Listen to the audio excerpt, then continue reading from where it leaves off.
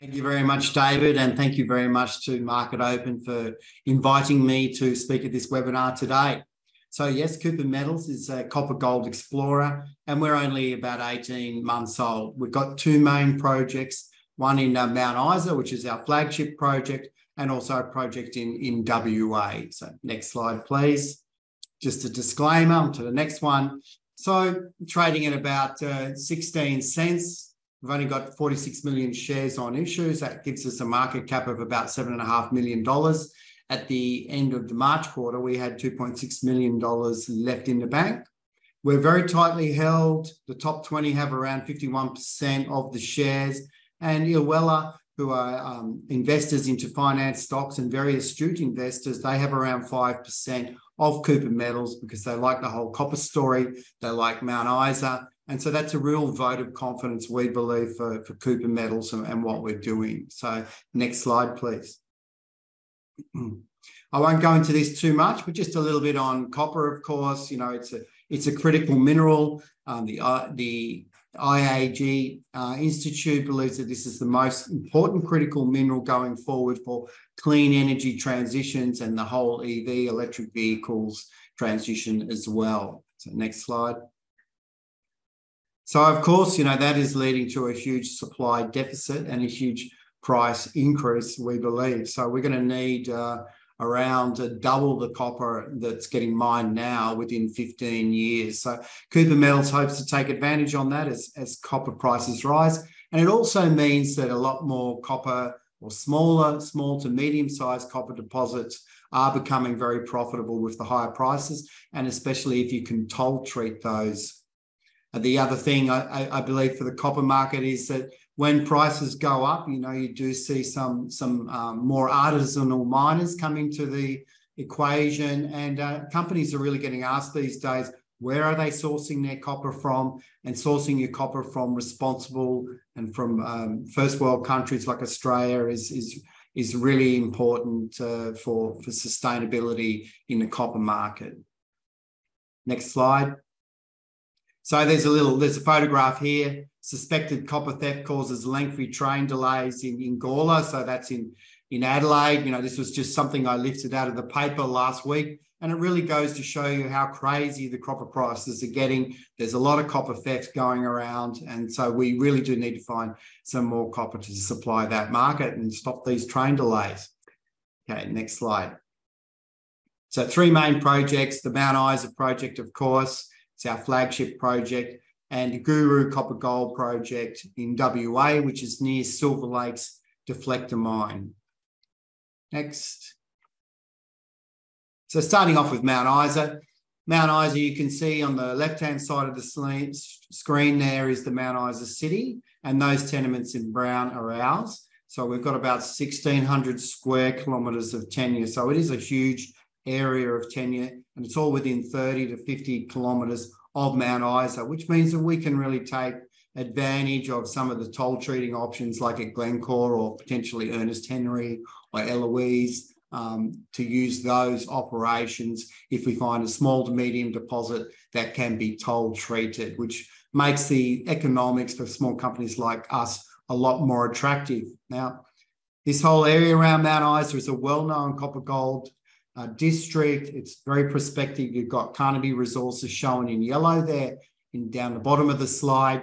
They've had a lot of recent success, of course, at Nil Desperandum and Mount Hope and Lady Fanny, just to mention a few. And some of our tenements adjoin their Mount Hope tenement as well. So a lot of our tenure does have some old copper gold occurrences in it. So some old historical workings. And many of these have never had a drill hole at all or since the 1990s. So there's a lot of promise and prospectivity in this area. Next slide. Now, last year we spent quite a bit of time on one of these old historical prospects called King Solomon.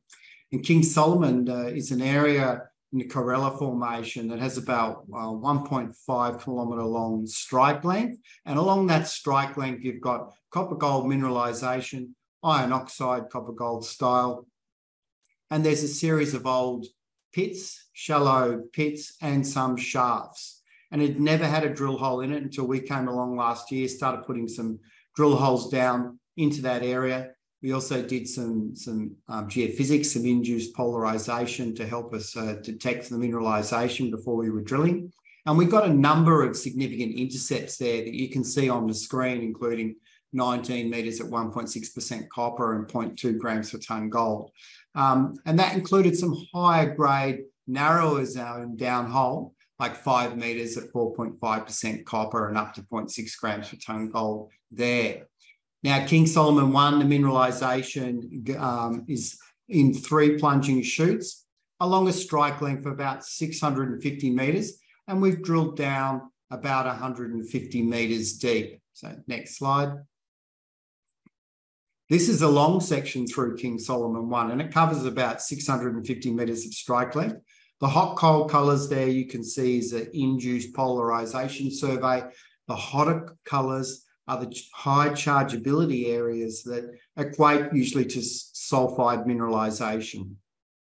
And the purple polygons you can see there are the outlines of the 3 plunging shoots, and the coloured dots there are the drill intercepts that intersect those plunging shoots. So those plunging shoots are all open at depth, and we are open along strike to the north. So our next step there is to look deeper down. We're planning some diamond drilling here in the near future to get some good structural information on these plunging shoots so we can really understand what the geology is doing there. It's quite a complicated beast, so that the diamond holes will help us understand which way these shoots are really plunging so that we can follow these things much deeper down.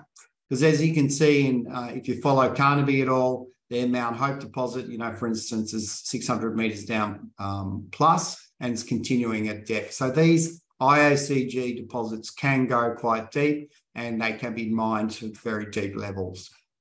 Next slide. We're building a huge pipeline of targets in our Mount Isa East copper gold projects. And one of the ways we do that is with airborne EM, so VTEM surveys. VTEM is a very rapid way of scanning your tenure for more iron sulfide copper gold rich deposits. So they have a higher amount of sulfide like pyrrhotite or pyrite chalcopyrite in them. We've been lucky enough to do 2 surveys in the area covering over 2,000 line kilometres. So it's a huge area. Just back one slide. It's a huge area. And we were also lucky enough to get funding from the government for about $140,000 for the last survey that we just completed in June. And that June survey identified around 10 VTEM anomalies in the northern part of our tenure, which you can see in that slide there. And it's not far from Aeris Minerals' Barbara deposit, which has about 4.7 million tonnes of mineralisation at 1.6% copper. So we've been ground truthing these VTEM anomalies on the ground to try and find out exactly what is giving that anomaly, because it can be due to sulfide mineralisation or other things like graphite and black shales, etc. Next slide. Now, so up in the northern part of the area on the EPM 28087, we went to 10 VTEM anomalies up there just in the last few weeks. And we found that at least 3 of those look very, very promising and prospective. So they've got anomalous copper and gold associated with them in rock chips. And so therefore we got the geophysicists to look at these VTEM anomalies in a bit more detail. And you can see those red polygons there in plan. They're plate models that the geophysicist has modelled up. And that gives us robust drill targets there. So we've got a robust drill target at least 3 of those anomalies. And what I really like about them is that they're in structural positions like on the contact between the Corella Formation and dolerite rocks there, where we get some shearing and anomalous copper gold. So we'll be testing those later in the year with some shallow RC drilling to see if it's due to copper gold mineralisation. Next slide. We've also been checking some other VTEM, GChem anomalies as part of that same program in the last few weeks. And one of the more exciting of these anomalies that came up was the new Raven prospect. So it was a VTEM anomaly Really, first prize when you get a VTEM anomaly is that when you go to the ground, you want to see evidence of copper gold mineralization if that's possible. So sometimes these things are buried a bit deeper down, and so you won't see anything at surface, but sometimes you do. And so at the Raven prospect, there is a copper gold rich gossan, and we got some rock chips up to 26.7% copper and 2.49 grams per tonne gold. So we're really excited about this new Raven prospect. There's a VTEM response. There's coincident copper gold mineralization at surface. We're just doing some more mapping and geochemical sampling over Raven right now so that we can get an idea of the scale potential. And then we'll be doing some RC drilling there as soon as we get the regulatory approvals approved, basically. A number of other prospects we've looked at as part of that same survey, the Costine and SW historical workings, that they form an area of mineralization dotting around 1.1 kilometres of strike length there. So we're currently doing some mapping and sampling on that to ascertain what the potential size is. Next slide. On our Ardmore tenement, which adjoins Carnaby's Mount Hope tenement, we've just recently finished an independent consultant's review of that tenure. And what we did there is that we were looking at the detailed magnetics, which was done in the last decade by a previous explorer, done at about 100-metre line spacing, which is very detailed. And the magnetics can really give you a reasonable idea where potential structural trap sites are for copper gold mineralization. So this independent consultant has helped us delineate around 11 areas, which you can see on your screen there. And we've been out to a few of those already, which do have some high-grade rock chips associated with them. So we're currently doing mapping and sampling again to get those drill ready. Look, we recently did some RC drilling at Ardmore South over our IP and coincident geochem anomalies there. And the positives that really came out of that survey was that it shows that it is a very fertile area. There was pyrite-dominated sulfides, but broad areas of copper anomalism. So we know that the mineralization fluids have been working in the area. What we really need to do now is find those really discrete structural trap sites that hold a higher concentration or economic concentrations of copper and gold mineralization. So the work is ongoing there as well. Next slide. So just to reiterate, lastly, on Mount Isa East copper gold, we have numerous prospects to follow up and numerous targets, over 50 targets, and we're systematically working our way through these targets. We're intending to do around 5 metres of RC drilling during this field season to test a number of these targets, which are all quite shallow, and we'll put 2 or 3 holes into each target. If, depending on results, we can expand those programs. So we're systematically working our way through, and it's an exciting time. Next slide. Just briefly on environment, social governance, very important to work with all your stakeholders in the area. We've got a lot of landowners and pastoralists that we work for, that we have to work hard to keep the risks down from weed infestations, etc. We need to rehabilitate our drill holes and keep our exploration practices as low impact as possible. We're engaging with the local Indigenous there, the Kalkadoon people. We often employ Indigenous people, providing local employment in the area. And Cooper spent over $2 million in the local area just last year alone. So we take ESG very, very seriously. Next slide. So just briefly on our Guru Copper Gold project in WA. So it's not far from Silver Lake's Deflector mine, which has over 1.2 million ounces of gold. We recently picked up another tenement in that area. There's been very little exploration along this part of the greenstone belt, which is the Gulliver greenstone belt. We know it's mineralized terrain. We know there's mines in the area, so there's potential infrastructure to piggyback off.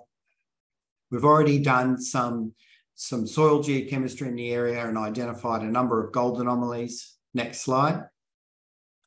So there's at least 5 gold anomalies that we found And the next step here really is to do some air core drilling to test some of our robust targets.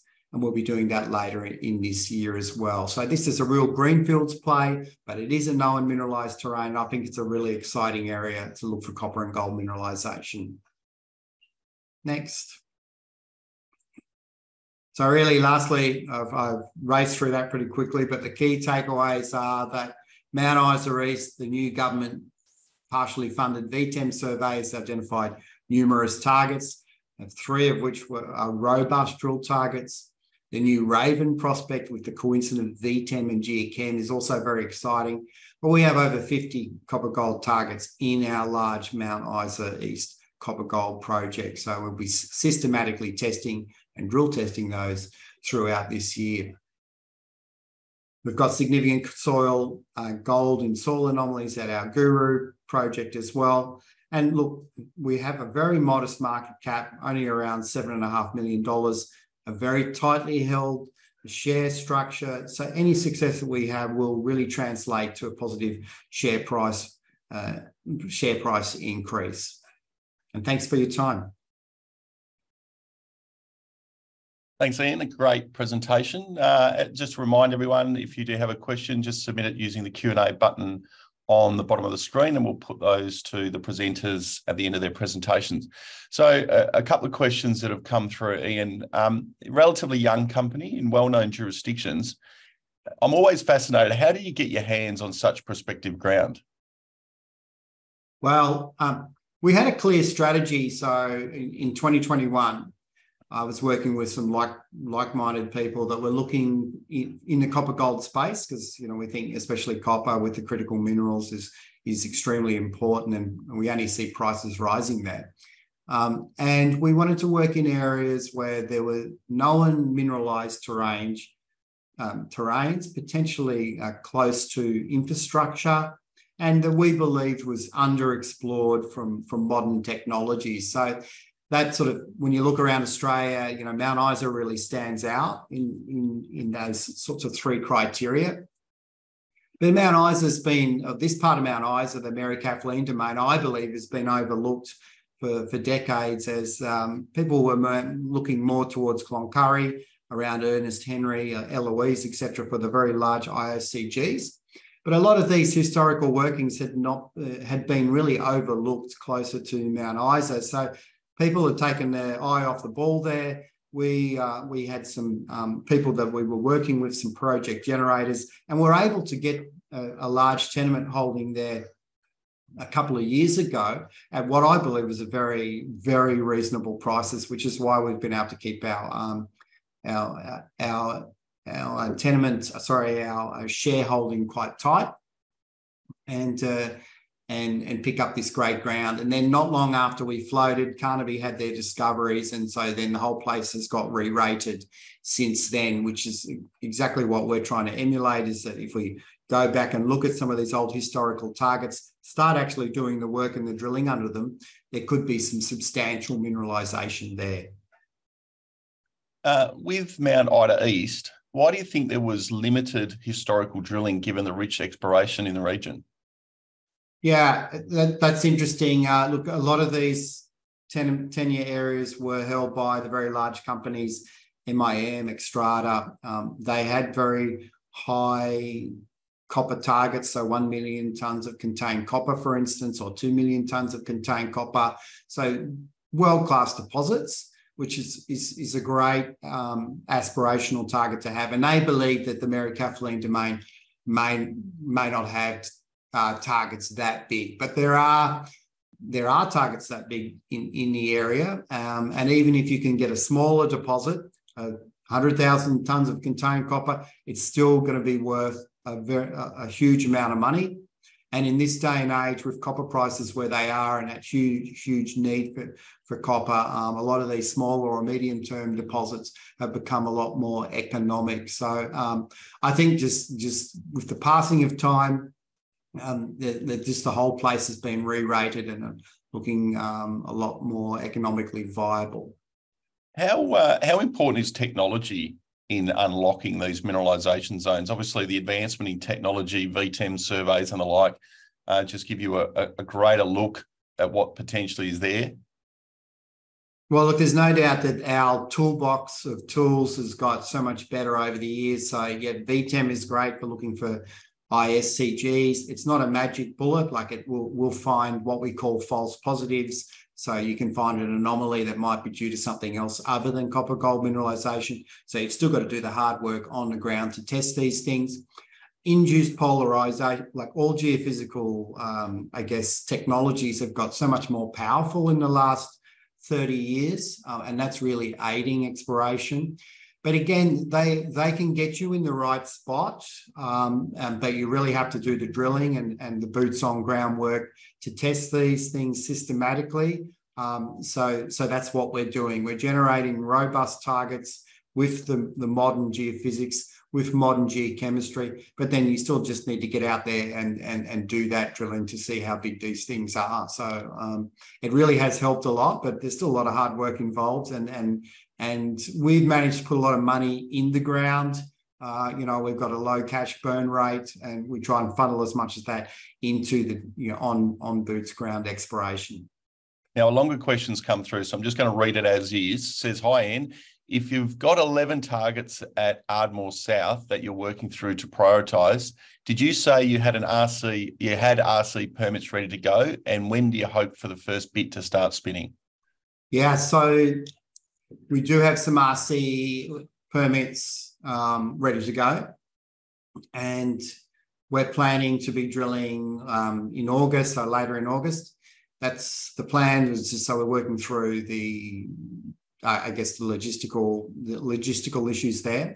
So our new approach is, because we've got numerous targets, is we want to test like a cluster of targets in a particular area with the RC drill rig. So if you can get 3, 4, 5 targets in the same sort of geographical area, and then rapidly test those targets with the RC drill rig, and then move on to the next cluster, in the coming weeks after that. So we hope to be spinning those. We hope to be spinning that bit in August, and we're working hard towards that right now. Well, a great question to finish on. Investors love exploration, and they love a company that is clearly leveraged to exploration success. So we wish you every success over the coming months as you progress those plans, Ian. Thanks for your time. Well, thanks, David. It's been a real pleasure.